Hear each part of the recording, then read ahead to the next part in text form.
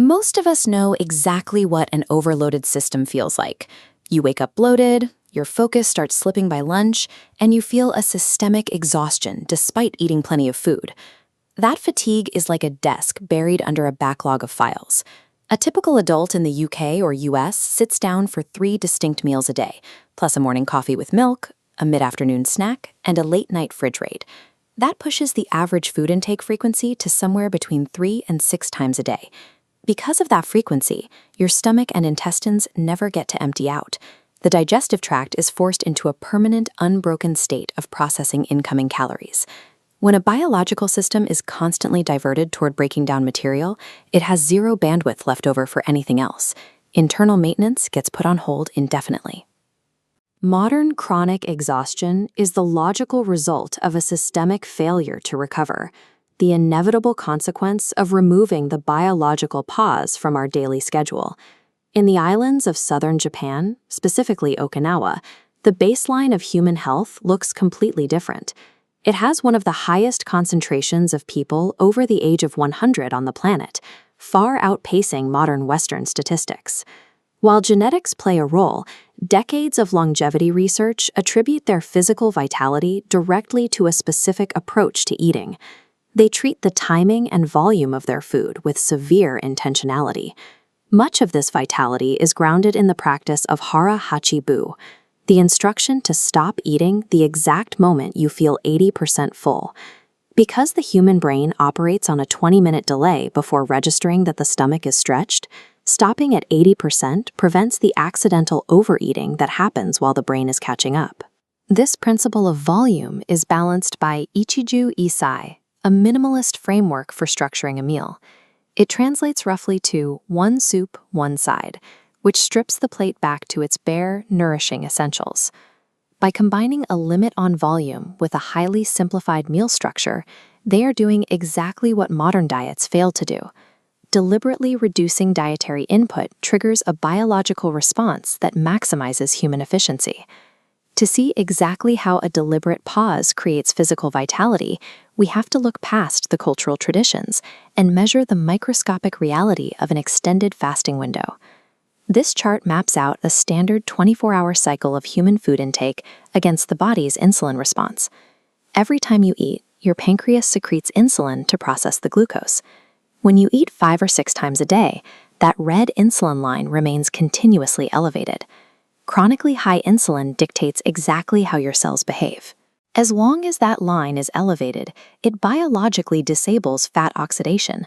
The body is unable to access its own storage tanks, resulting in a persistent metabolic sluggishness. When the digestive tract experiences a prolonged, uninterrupted pause between meals, a sharp shift occurs. The insulin line crashes back to its baseline, which signals the body to begin utilizing its own internal energy stores. Your cells stop attempting to run on the sandwich you ate 2 hours ago and instead pivot to consuming the energy you already have banked in your tissue. Removing the mechanical tax of constant digestion and dropping insulin levels eliminates midday fatigue.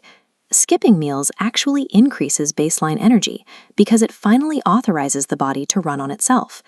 The benefits of this pause extend directly to the physical structure of your gut.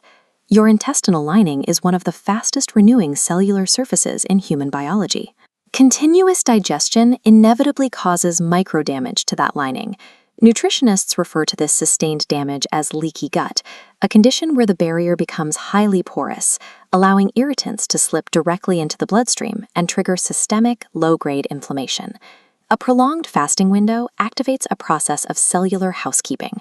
Without the mechanical friction of incoming food, the gut lining finally gets the physical downtime required to seal those micro tears and rebuild a solid barrier. There is also an acute neurological effect. Managing constant hunger and digestion signals requires immense brain bandwidth. When those signals stabilize during a fast, the mental load drops, leaving people with a measurable sense of clarity and calmness. This minimal eating reset is a required biological maintenance cycle. Modern scheduling completely suppresses it, but human biology still demands it. Triggering this biological repair does not require extreme calorie restriction. It only requires the intentional scheduling of a single, uninterrupted eating window. Typically, this starts by extending the natural overnight fast. By consuming only light liquids in the morning, like green tea or clear miso broth, you extend the time your cells spend in their repair phase before introducing a substantial meal later in the day. When that single meal happens, it follows the Ichiju-issai structure. It is heavily composed of whole foods, a high-quality protein, fermented foods to replenish the gut biome, a light grain, and a nourishing broth. The mindset applied to the meal is as strict as the structure. It must be eaten slowly with absolute focus, ensuring the brain has enough time to register the 80% fullness signal before the stomach overextends. The Japanese have an aesthetic concept called ma, which describes the foundational beauty of empty space. It is the understanding that a pause is not an absence of something, but an active, functional part of any healthy system. We operate in a culture obsessed with adding more supplements, more meal prep, more metabolic hacks. But the human body is remarkably capable of healing itself, provided we have the discipline to step back, stop eating, and give it the empty space it needs to work.